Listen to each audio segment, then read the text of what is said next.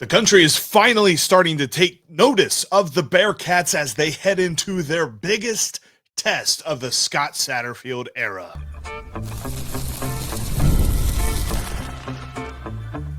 You are Locked On Bearcats, your daily podcast on the Cincinnati Bearcats, part of the Locked On Podcast Network, your team every day.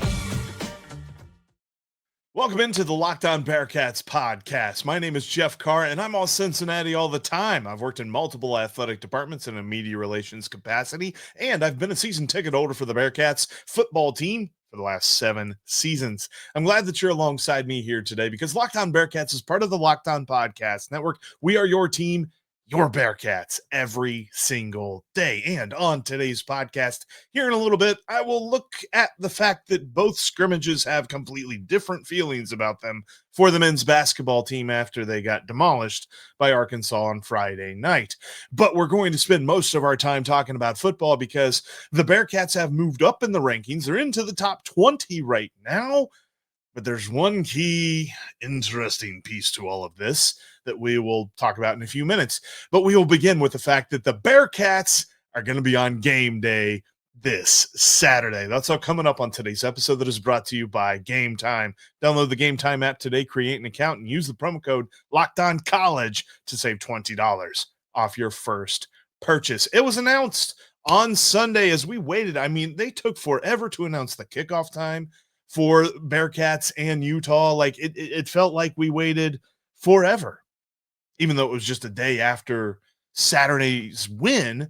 But it's weird how college football does this. I mean, you go from sport to sport and you see like there are times for pretty much everything else in other sports, but football likes to play the TV game, likes to play the big TV audience, and they've got the Bearcats kicking off at 10:15 p.m. Eastern time in Utah.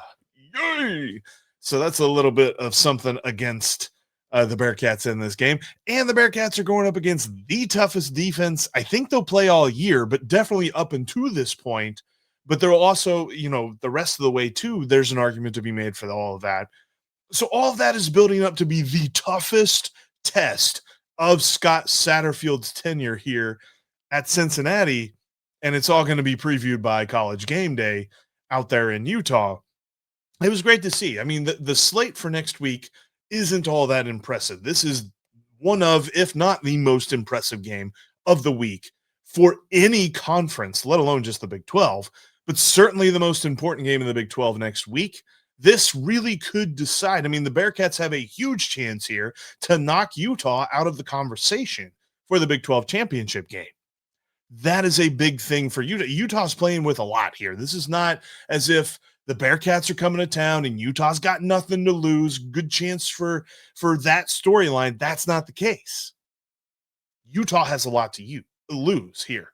But I love that the national media is finally starting to give a little bit of interest and a little bit of credit here to Cincinnati because we keep seeing the same thing. If you see insert name of national college football reporter here talk about the Bearcats, they're like, wow, the Cincinnati Bearcats are just so surprising.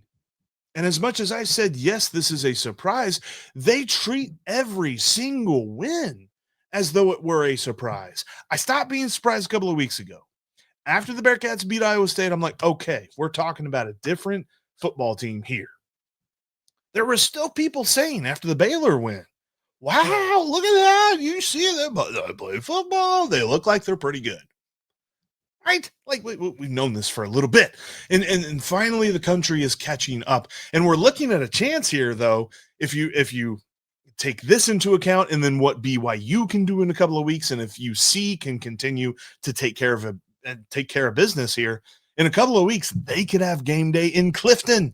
Because you're talking about 2 undefeated Big 12 or teams that are undefeated in Big 12 play going at it. And BYU will most certainly be in the top 10 at that point. UC will be close to the top 10 at that point if they keep winning and BYU keep winning. That's where I'm getting all of that. But the whole point here is the national recognition doesn't stop this week. And I don't necessarily believe that the Bearcats are going to be fazed by this. It's easy to think, man, this is the first time in 4 years, almost 4 years to the day. Will it be? No, it'd be a couple of days before 4 years to the day. But November 6th, 2021, that was the last time the Bearcats were featured on College Game Day. That was in Clifton, of course, against Tulsa, right before they beat Tulsa 28-20 in that amazing 2021 year. But there seems to be a little bit of correlation here. Something special going on with the Bearcats. Game Day wants to find out what's going on.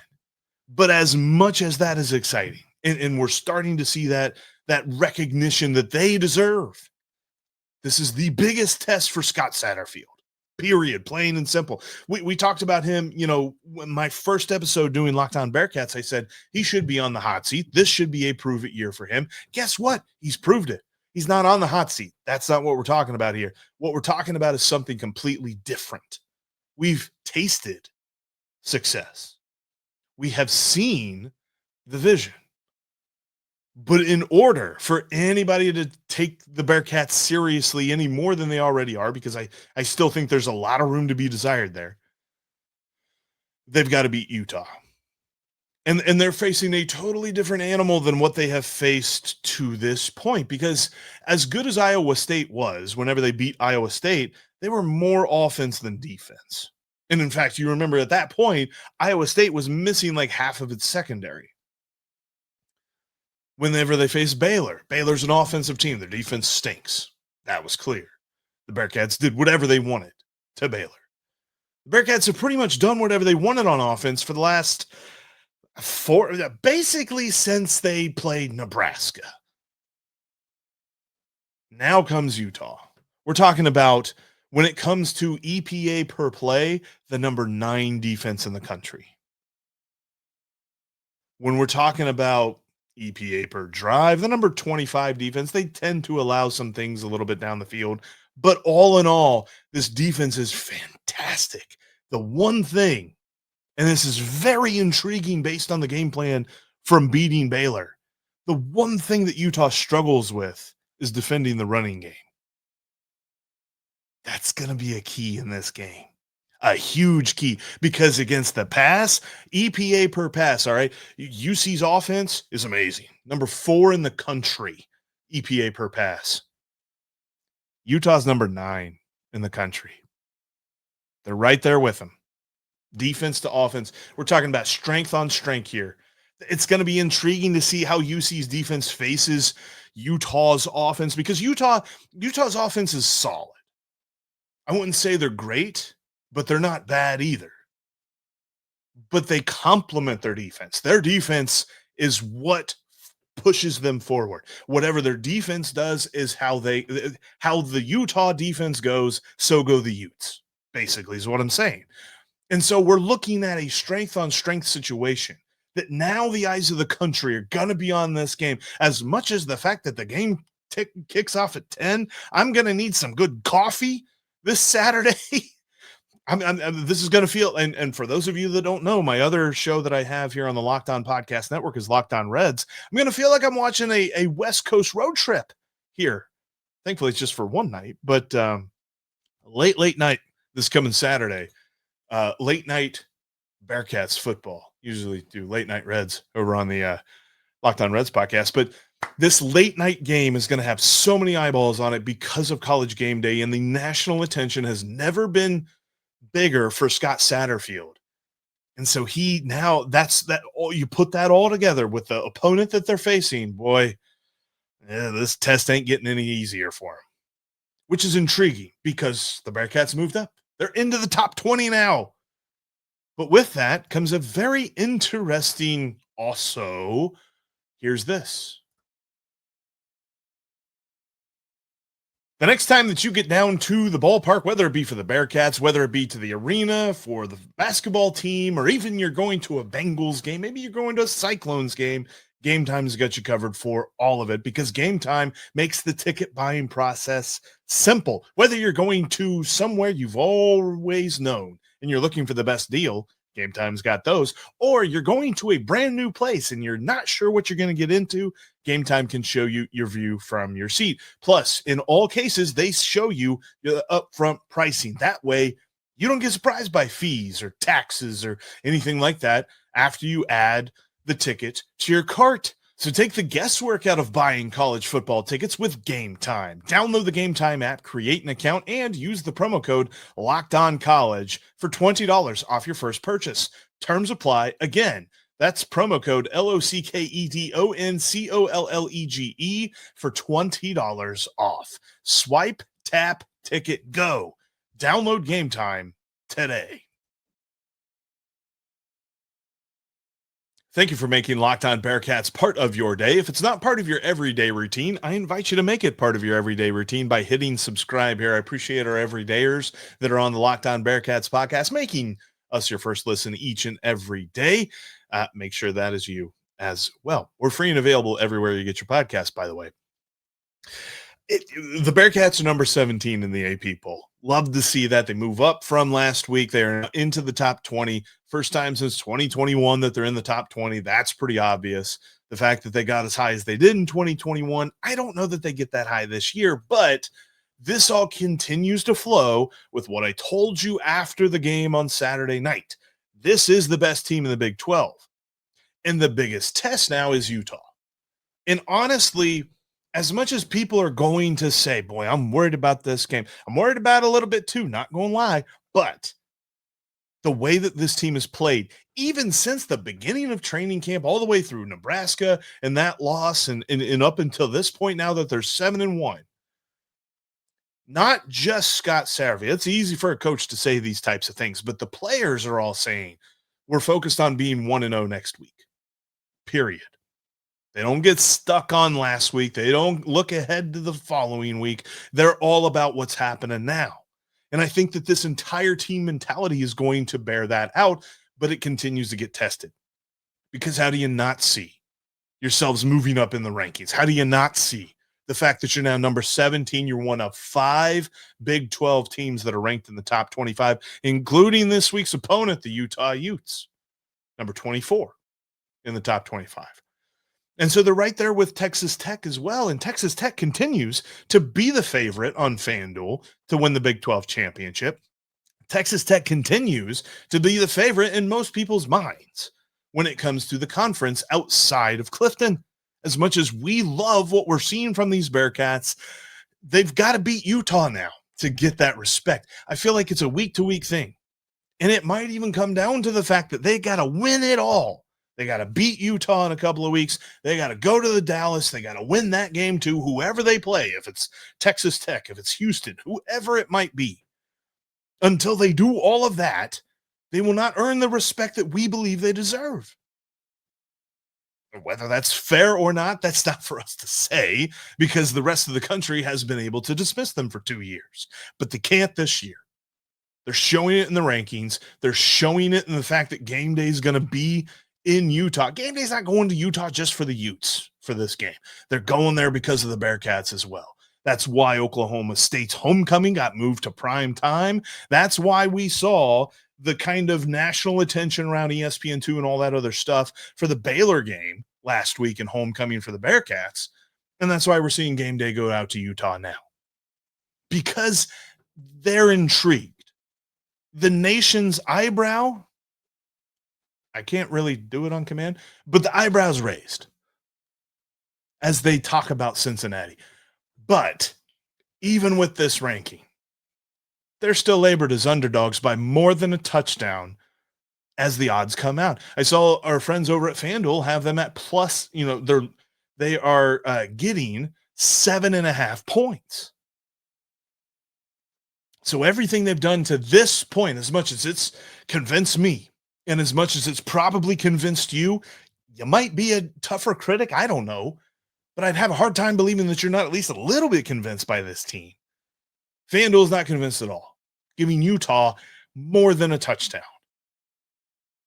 That boggles my mind. I understand if they're a little bit of underdogs being on the road. There's there's so many point favorites that you give to a team. And there's a lot of folks that say, boy, that Utah, that atmosphere there at Utah Stadium is just electric, and it's really tough, and it's really hard on opposing teams.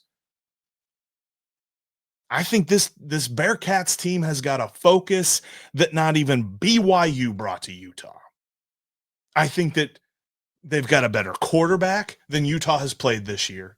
Brendan Sorsby is better than any quarterback Utah's seen. I think they've got a better offensive line than Utah has faced this year. The key will be, can that offensive line and can Brendan Sorsby and can the game plan from Scott Satterfield overcome this Utah defense? Because I believe that Utah's offense is going to get theirs. I haven't seen what the team totals are as far as scoring is concerned just yet. And I'm sure that it's going to not necessarily be the 30 points that we've been looking at. I mean, heck, 2 weeks ago against Oklahoma State, the Bearcats over-under was 40.5. It ain't going to be that going to Utah. But I'm curious to see where they have the Bearcats. And I'm also curious to see where they have Utah, because Utah's offense has been very strange. And it's mostly because of the flux at quarterback and all this other stuff. But at the same time, like, I am not worried about Utah's offense outscoring Cincinnati's offense. I am worried that Utah's defense might be able to put something against Cincinnati's defense or Cincinnati's offense that they haven't seen this year, because Utah's so good at that. So all of that being said, the Bearcats move up in the rankings. They're getting that national recognition. They're still considered underdogs heading into this week by more than a touchdown. It's easy to be an underdog by like 2 points, right? 3 points, whatever. They're saying, okay, you could get lucky, kick a field goal, win this game. Even the money line is over 200. So like plus 200. So you bet $10 on the Bearcats, and if they win, you'll get $20 on top of that $10 back. That's where they're thinking that the Bearcats are in this game. So as much as they've earned, they've still got a lot of work to do. That's why I continue. This is the toughest test that Scott Satterfield has faced here in his tenure at Cincinnati, because the expectations have changed. The feelings around the team have changed. Everybody's so excited. I mean, I don't expect the final 2 home games to be anything but a sellout at Nippert Stadium. That would shock me if they weren't, because we know what we're seeing in this team. But as they go on the road, that's going to be the interesting part. I talked about too, like if you missed this, I really broke down the scoring differential and stuff like that for the Bearcats so far this season. In the first quarter, they're outscoring opponents 97-10. Those 10 points were given up on the road. A touchdown in one game, a field goal in another. So when they allow points early, it's on the road.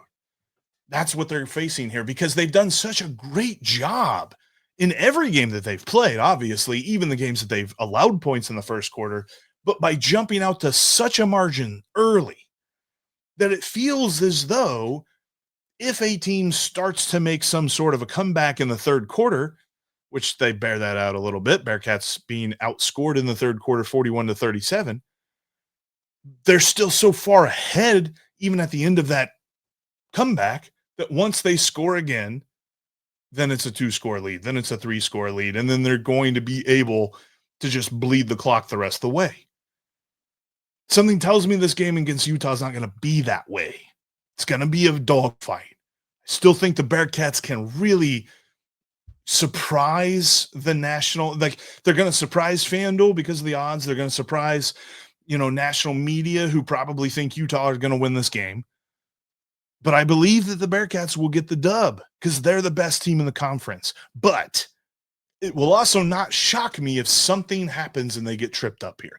I don't know what that is, and that's why I believe that the Bearcats are the best in the conference, because you can't tell me exactly how they will lose. Can you confidently tell me that Utah's defense is going to absolutely stymie an offense that has been so good for the Bearcats? That's what's going to happen? Are you going to tell me that Brendan Sorsby is going to turn the ball over at will? Something he's done once this year? Because I don't see the path to a loss.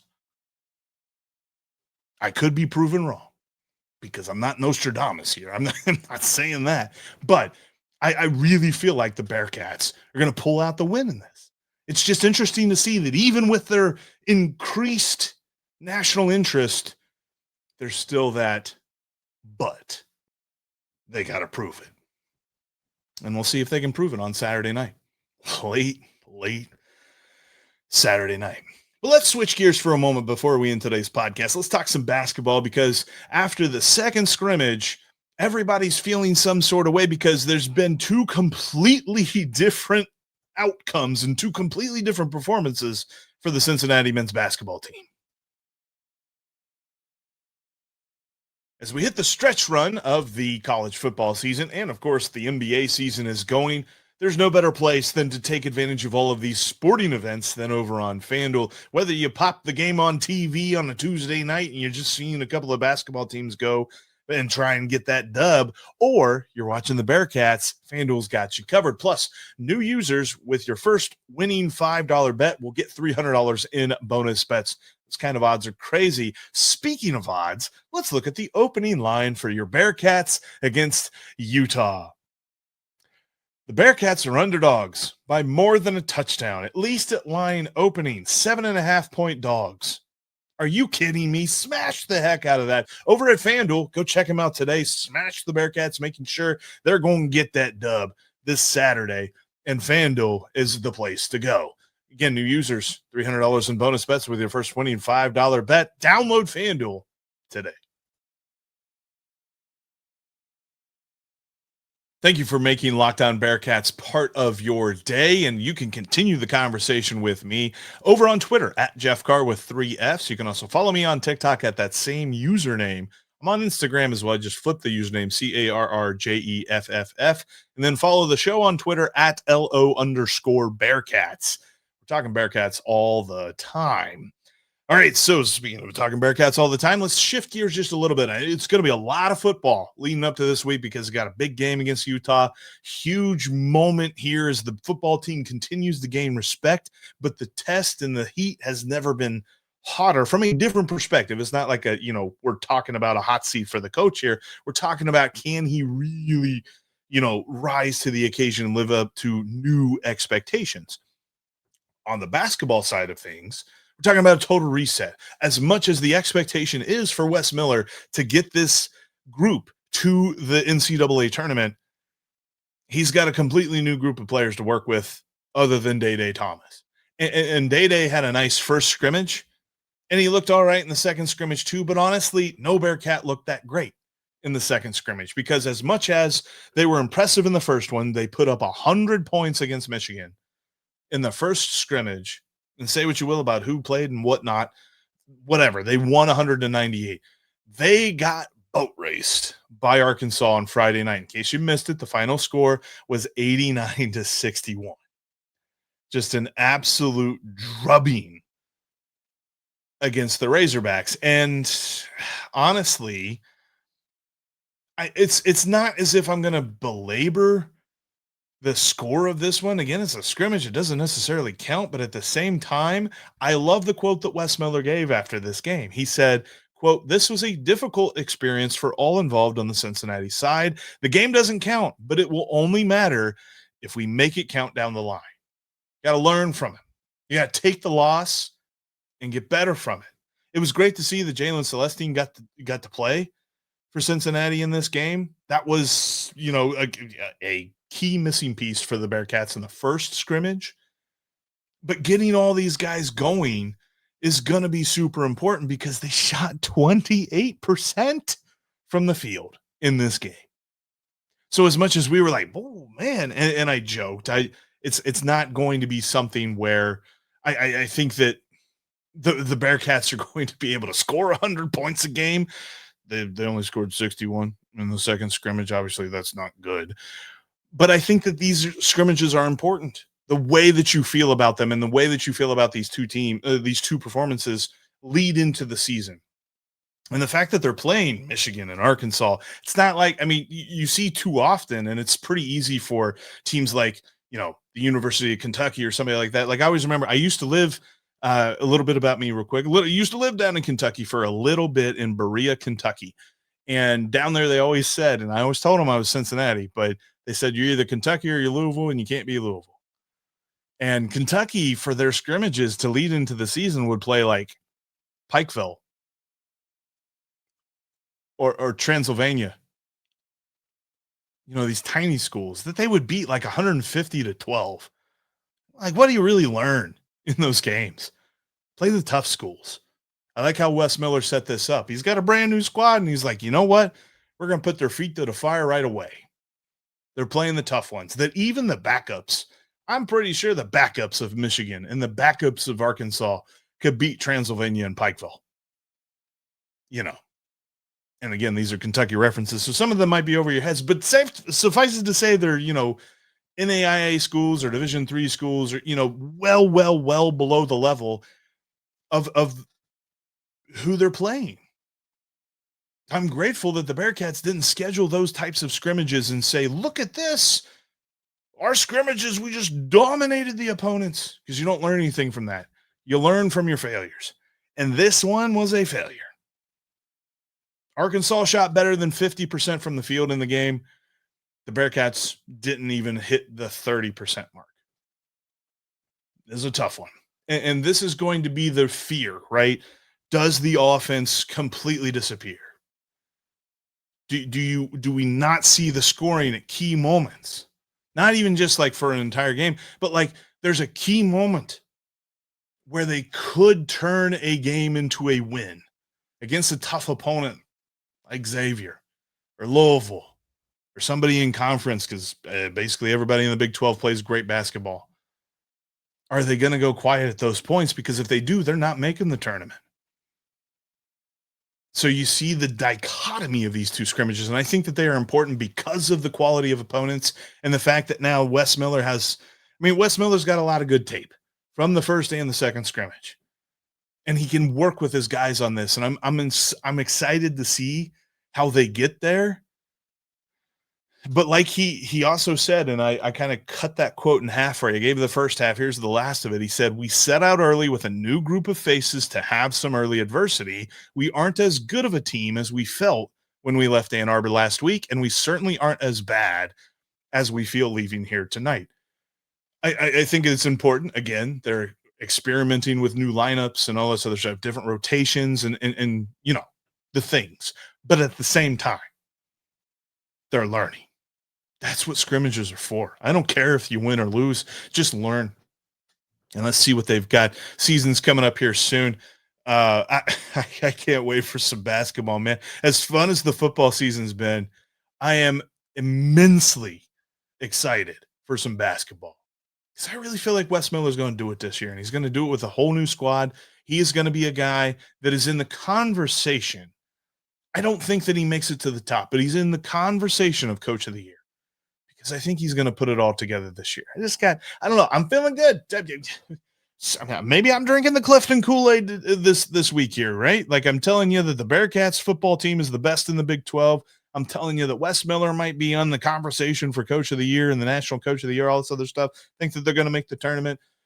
We got good vibes here on Locked On Bearcats. Make sure you keep on following us here, because I hope these good vibes only just keep going on, because I love everything Bearcats, and I want to see everything Bearcats shine as bright as it possibly can. So make sure you subscribe. That way you become an everydayer of Locked On Bearcats, because we're free and available everywhere you get your podcast, and always make us your first listen each and every day. Now, for your second listen, check out Locked On Big 12. Drake Toll's got you covered for the most exciting conference in the country, from the championship game to everything in between. Drake Toll's got you covered every single day on Locked On Big 12. It's just like Locked On Bearcats. We're part of the Locked On Podcast Network, your team every single day. You can trust we'll be talking Bearcats right here every single day.